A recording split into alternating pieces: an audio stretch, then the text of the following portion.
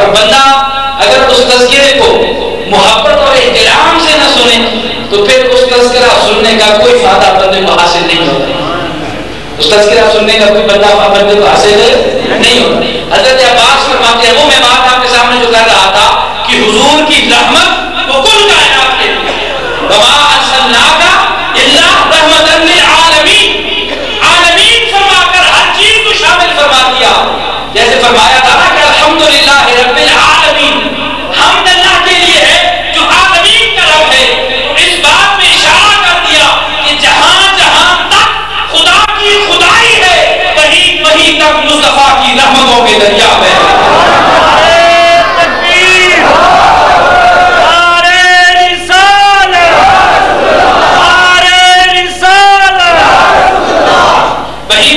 حضور کی رحمتوں کے دریا بہ رہے ہیں. اب دریا کیسے بہ رہے ہیں؟ حضرت عباس فرماتے ہیں کہ ابو لہب دشمن خدا مر گیا. امام جلال الدین سیوطی نے حسن المقصد فی عمل المولد کے اندر اس روایت کو نقل فرمایا، اور دیگر محدثین نے، علامہ ملا علی قاری نے، ابن حجر اسقلانی نے، بہت سارے اکابر محدثین نے نقل کیا. وہ کہتے ہیں کہ ابو لہب مر گیا، دشمن خدا تھا. اب مرنے کے بعد کسی نے خواب میں دیکھا. حضرت عباس فرماتے ہیں کہ اس سے حال پوچھا، سنا دنیا میں تو بڑے ٹھاٹ باٹ سے رہتا تھا، اب بتا تیرا کیا حال ہو رہا ہے، اب بتا کیا حال ہو رہا ہے. تو ابو لہب نے جواب دیا کہ مجھے کوئی فائدہ نہیں پہنچ رہا، فقط ایک بات کا فائدہ پہنچ رہا ہے. فقط ایک بات کا فائدہ پہنچ رہا ہے. اچھا وہ کیا بات ہے؟ کہنے لگا وہ بات یہ ہے کہ جب عبداللہ کے گھر محمد پیدا ہوئے تھے نا، تو مجھے سہیبہ نے آ کر بشارت دی تھی کہ تیرا بھتیجا پیدا ہوا ہے. کون پیدا ہوا ہے؟ بھتیجا پیدا ہوا ہے. کہنے لگا کہ میں نے اسی خوشی میں بیوہ بھابت تھی، بھابھی ہماری بیوہ تھی، بھائی فوت ہو گیا تھا، خوشی ہوئی کہ چلو بھائی کے گھر اللہ نے بیٹا دیا ہے. تو اسی خوشی کے عالم میں میں نے انگلی سے اشارہ کیا، چل تجھے آزاد، چل تجھے آزاد. کیا لگا؟ کہنے لگا وہ خوشی منائی تھی، وہ خوشی منائی تھی. اس خوشی کا فائدہ یہ نصیب ہوا ہے کہ اب جب بھی اس بھتیجے کی ولادت کا دن آتا ہے تو اسی امید کو میرے منہ میں ڈال دیا جاتا ہے جہاں سے شہد اور پانی چوستا ہوں تو زندگی میں تسکین نصیب ہوتا ہے، تسکین نصیب ہوتی ہے. اب ایک بات یہاں سوچنے کی ہے اور قابل غور بات ہے کہ ابو لہب نے جو خوشی منائی تھی، کس کی خوشی منائی تھی؟ بولے آقا علیہ السلام کی خوشی منائی تھی، لیکن کس حیثیت سے منائی تھی؟ کس حیثیت سے منائی تھی؟ محمد بن عبداللہ کی حیثیت سے، محمد اور رسول اللہ کی حیثیت سے نہیں منائی تھی. کس حیثیت سے منائی تھی؟ محمد بن عبداللہ، عبداللہ کے بیٹے کی حیثیت سے خوشی منائی تھی. جب اس حیثیت سے یہ نفع مل سکتا ہے تو جو محمد کی رسالت پر ایمان رکھتا ہے وہ جب محمد کی آمد کی خوشی منائے گا تو اللہ اس کی درجات کو کتنی بلندی عطا، اللہ اس کی درجات کو کتنی بلندی عطا فرمائے گا. اور اسی بات کو امام حافظ شمس الدین ناصر الدین دمشقی نے امام الساوی کی حوالے کے ساتھ نقل کیا ہے. وہ کہتے ہیں کہ امام نے فرمایا کہ اذا کان ھذا کافرا جاء ذمه وتبت يداه في الجحيم مخلدا. جب یہ بات اللہ کے بارے میں آ گئی کہ وہ کافر تھا اور اس کا ٹھکانہ ہمیشہ کا ٹھکانہ وہ جہنم ہے، ہمیشہ کا ٹھکانہ جہنم ہے. فرماتے ہیں کہ جب بھی سوموار کا دن آتا ہے تو اس ابو لہب کو مسرور کیا جاتا ہے. کیوں؟ یخفف عنہ للسرور باحمد، محمد مصطفیٰ کی وجہ سے اس کو خوشی نصیب ہوتی ہے. کس کی وجہ سے؟ محمد مصطفیٰ کی وجہ سے اس کو خوشی نصیب ہوتی ہے. وہ فرماتے ہیں امام شمس الدین الدمشقی کہ فما الظن بالعبد الذی دبر عمره باحمد مسرورا فمات موحدا. کہ اس بندے کا عالم کیا ہوگا جو حضور کی خوشی اس حال میں مناتا ہے کہ حضور کی آمد میں خوش بھی ہوتا ہے، اللہ کی توحید کے نعرے بھی لگاتا ہے، اللہ کی توحید کے نعرے بھی لگاتا ہے. وہ تو کافر تھا، اللہ کی توحید کو نہیں مانتا، وہ تو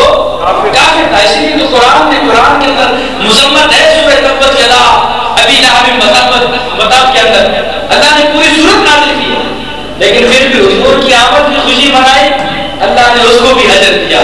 اور مومن وہ اللہ کی توحید کو بھی مانتا ہے، رسول کی رسالت کو بھی مانتا ہے، رسول کی رسالت پر ایمان بھی رکھتا ہے، اور جب اللہ کی توحید اور رسول کی رسالت کو مان کر حضور کی ولادت کی خوشی مناتا ہے تو پھر اس کا درجہ اللہ کتنا بلند فرماتا ہے، کتنا بلند فرماتا ہوگا، کوئی بندہ اس کا احاطہ نہیں کر سکتا۔ حضرت سیدنا محمد بن احمد علیہ الرحمہ انہوں نے ایک واقعہ نقل کیا ہے، اسی ضمن میں مختصر سی بات عرض کروں۔ وہ فرماتے ہیں کہ میں رات کو سویا ہوا تھا اور میں نے خواب میں رسول کریم علیہ السلام کی زیارت کی، حضور کی زیارت کی۔ وہ کہتے ہیں کہ میں نے رسول کریم علیہ السلام کو دیکھا کہ آقا علیہ السلام مسجد نبوی شریف کے اندر تشریف فرما ہے اور حضور نے اپنے ہاتھ مبارک سے دائرے کا نشان بنا رکھا ہے، اپنے ہاتھ مبارک سے دائرے کا نشان بنا رکھا ہے۔ ہمارے علماء حضور کے ادب میں اتنے منہمک ہوتے ہیں کہ اگر آقا اپنی انگلی سے اشارہ فرمائے، ہاتھوں سے اشارہ فرمائے تو علماء اشارہ نہیں کرتے، علماء اشارہ، اور یہی صحابہ کا طریقہ بھی تھا۔ ایک صحابی نے روایت کی حضور علیہ السلام کی حدیث، اور آقا نے اس حدیث کو بیان کرتے ہوئے آقا نے ہاتھ سے اشارہ فرمایا، ہاتھ سے اشارہ فرمایا تھا۔ حضرت عبداللہ بن عباس کی بات، ترجمان القرآن اور حبر الامہ، اب حضور نے ہاتھ کا اشارہ فرمایا تھا تو حضرت عبداللہ بن عباس نے وہی حدیث بیان کی، اشارہ کرنا پڑا کہ آقا نے اشارہ فرمایا تھا، لیکن ساتھ الفاظ ملا دی۔ ادب کی بات بتا رہا ہوں، احترام کی الفاظ کیا ملائے۔ عبداللہ بن عباس فرماتے ہیں رسول اللہ نے یہ حدیث نقل اس طرح بیان فرمائی ہے اور رسول اللہ نے اس طرح ہاتھ کا اشارہ فرمایا ہے، لیکن لوگوں خوب سمجھ لو کہ عبداللہ بن عباس کے ہاتھ ویسے نہیں ہے جس طرح رسول اللہ کے ہاتھ، تو پھر بندہ حضور جیسا کیسے ہو سکتا ہے، بندہ حضور جیسا کیسے ہو سکتا ہے۔ پتہ یہ چلا کہ بندے کی حیثیت کیا ہے۔ رسول کے لیے تو فرمایا وما محمد الا رسول، ارے لوگوں محمد کی بات پوچھتے ہو، محمد کو تو ہم نے سر سے لے کر پاؤں تک سراپا رسالت بنا کے بھیجا، سراپا رسالت بنا کر بھیجا ہے۔ محمد تو سر کے بالوں سے لے کر پاؤں کے ناخنوں تک سراپا رسالت ہے۔ ارے جو اتنی عظیم شان رکھتا ہے، عام بندہ ان کی مماثل کیسے ہو سکتا ہے۔ حضرت محمد بن عامر فرماتے ہیں کہ میں نے دیکھا رسول اللہ صلی اللہ علیہ وسلم نے اپنے ہاتھ سے دائرہ بنایا ہوا ہے اور اس دائرے کے اندر سے ایک نور نکل رہا ہے جس نے سارے آسمان کو اپنی لپیٹ میں لے لیا۔ فرماتے ہیں میں حیران ہوا اور میں نے دیکھنا شروع کیا کہ دیکھوں تو صحیح کہ یہ جو مہربانیاں اور عنایات ہو رہی ہیں یہ کس پہ ہو رہی ہیں۔ وہ فرماتے ہیں اسی خواب کے عالم میں میں نے اس نور کا پیچھا کرنا شروع کیا، سبحان اللہ، پیچھا کرنا شروع کیا۔ بزرگوں کی روحانی کیفیات ہوتی ہیں، بزرگوں کے پاس یہ پرواز کی طاقت ہوتی ہے۔ وہ فرماتے ہیں جب میں اس نور کے پیچھے چلنا شروع ہوا تو میں نے دیکھا کہ حضرت سیدنا محمد بن احمد اپنے گھر میں بیٹھ کر حضور کا میلاد منا رہے ہیں، اپنے گھر میں بیٹھ کر حضور کا میلاد منا رہے ہیں۔ وہی بات کہ جو بندہ اسلام کی حالت میں اللہ کی توحید پر حضور کے آنے کی خوشی مناتا ہے، خدا کے ہاں اس کا رتبہ بڑا بلند ہوتا ہے۔ وہ فرماتے ہیں کہ میں نے دیکھا وہ نور حضور کے اس ہاتھ مبارک سے نکل رہا ہے اور آ کر محمد بن احمد کے سینے میں داخل ہو رہا ہے۔ کہاں داخل ہو رہا ہے؟ سینے میں داخل ہو رہا ہے۔ میں نے کہا محمد بن احمد کا اتنا رتبہ کہ اللہ کے رسول کے دست اقدس سے نور نکلے اور محمد بن احمد کے سینے میں داخل ہو۔ پتا تو کرو کون سا عمل کرتا ہے جس کی وجہ سے سینہ روشن ہو گیا۔ سینہ، میں نے شروع میں کہا تھا نا کہ میلاد کا مہینہ ہو تو صرف چہروں پہ خوشی نہیں ہوتی، مومن کے سینے میں بھی خوشی ہوتی ہے۔ صرف چہرے چمک نہیں رہے ہوتے، مومن کا سینہ بھی نور سے چمک رہا ہوتا ہے، وہ سینہ بھی مدینہ بن گیا ہوتا ہے، اس سینے میں بھی نور اعلیٰ نور ہوتا ہے۔ تو وہ فرماتے ہیں میں نے پوچھا بتا کیا کہ پوچھو تو صحیح کہ محمد بن احمد کیا عمل کیا ہے جس کی وجہ سے اتنی نورانیت میرے اندر جذب ہو رہی ہے۔ وہ فرماتے ہیں جب میں قریب ہوا تو میں نے سنا کان لگا کے کہ محمد بن احمد فقط حضور کی ولادت کا تذکرہ کر رہے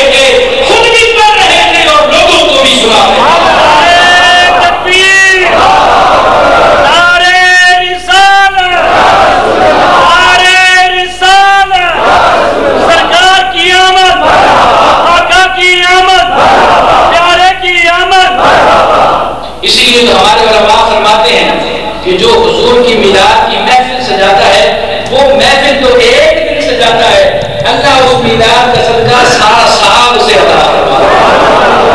حضرت شاہ ولی اللہ مقدس دہلوی اور جتنے بھی ہمارے اس بر صغیر کے حصے کے جتنے بھی محدثین اور اکابرین علماء اور صوفیاء ہوئے ہیں، یہ سب کا متفقہ قول ہے شاہ ولی اللہ کی زبان سے اور شاہ عبد الرحیم کی زبان سے کہ جو ایک دن محفل سجاتا ہے اللہ سارا سال اس کو خوشیاں عطا فرماتا ہے۔ اللہ سارا سال اس کو خوشیاں، اور اللہ سارا سال خوشیاں کیوں عطا فرماتا ہے کہ جس سال حضور کی ولادت ہوئی تھی اللہ نے اس سال بھی سارے مکہ والوں کو پورا سال خوشیاں عطا کی۔ مفسرین کہتے ہیں کہ جب حضور کی ولادت ابھی نہیں ہوئی تھی مکہ میں شدید ترین قحط پڑ گیا، لوگ بھوکے مرنے شروع ہو گئے، قحط کا عالم جاری ہوا کہ اسی عالم میں اسی اثناء میں رسول کریم علیہ السلام حضرت سیدنا عبداللہ رضی اللہ عنہ کے صلب سے سیدہ آمنہ رضی اللہ تعالیٰ عنہ کے شکم میں تشریف لے آئے۔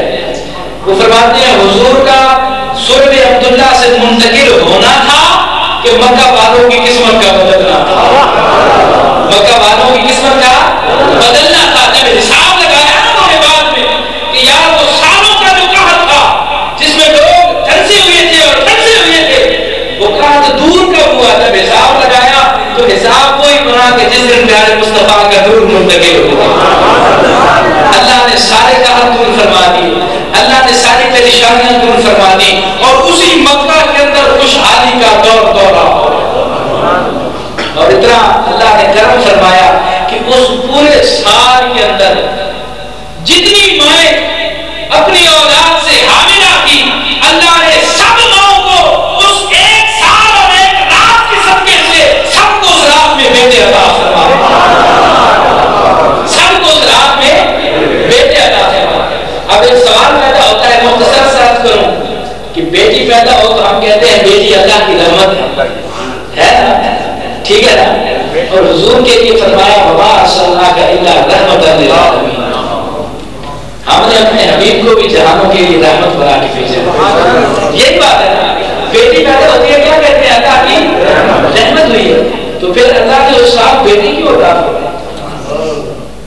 اللہ نے پورا سال، وہ رات ہوگی تو چلو رات کی بات مانی جا سکتی تھی، پورا سال مکہ میں جس کے گھر بھی اولاد پیدا ہوئی ہے اللہ نے بیٹا عطا فرمایا۔ تاریخ شاہد ہے اس بات، اللہ نے بیٹا کیوں عطا فرمایا؟ اس لیے کہ بیٹی بے شک اللہ کی رحمت ہے، اس میں کوئی شک و شبہ نہیں ہے، لیکن کچھ لوگ ایسے ہوتے ہیں جن کی ذہنی اپروچ اتنی نہیں ہوتی کہ وہ بیٹی کو رحمت تصور کر سکے، اور اس کا جو رزلٹ تھا وہ سامنے آتا تھا اسی مکہ کی بستی میں جہاں بیٹی کو پیدا ہوتے ہی زندہ درگور کر دیا گیا۔ جاہل تھے نا، جانتے کچھ نہ تھے، اللہ کی رحمت نے یہ فیصلہ فرمایا کہ اگر کسی کے گھر بیٹی پیدا ہوئی رحمت تو وہ ہے، لیکن یہ انجانے میں جہالت کی بنا پر اگر اس نے اس کو موت کی گھاٹ اتار دیا تو رحمت ہے، لیکن میرے مصطفیٰ کی رحمت کی شان کے خلاف ہو جائے گا۔ اس لیے ہر گھر میں بیٹا عطا کروں گا کہ ہر ماں خوش رہے اور میرے مصطفیٰ کی میلاد کی خوشیاں دوبارہ ہو، ہر ماں خوش رہے، ہر ماں خوش ہو کہ آج بیٹا ملا ہے، کیوں ملا ہے؟ مصطفیٰ کے صدقے میں ملا ہے، مصطفیٰ کے صدقے میں ملا ہے۔ آج یہ جو ہم نے یہ اہتمام کیا ہے بزرگان دین کا ایک طریقہ اور سلسلہ، یہ آپ کے سامنے جو میلاد کیک کے نام سے، اور یہ آپ نے دیکھا بھی ہوگا، سنا بھی ہوگا، پڑھا بھی ہوگا کہ یہ بالخصوص بے اولاد حضرات کے لیے ایک تحفہ ہے، یہ تحفہ بے اولاد حضرات کے لیے ہے، لیکن اس کی نسبت وہ کملی والے کی میلاد کے ساتھ، کملی والے کے میلاد کے ساتھ، یہ بزرگوں کا طریقہ ہے۔ البرکت و مع اکابرکم، خیر و برکت جو ہے وہ ساری کی ساری تمہارے اکابرین کے ساتھ، اور ہمارا ایمان ہے کہ اللہ نے جس طرح اس رات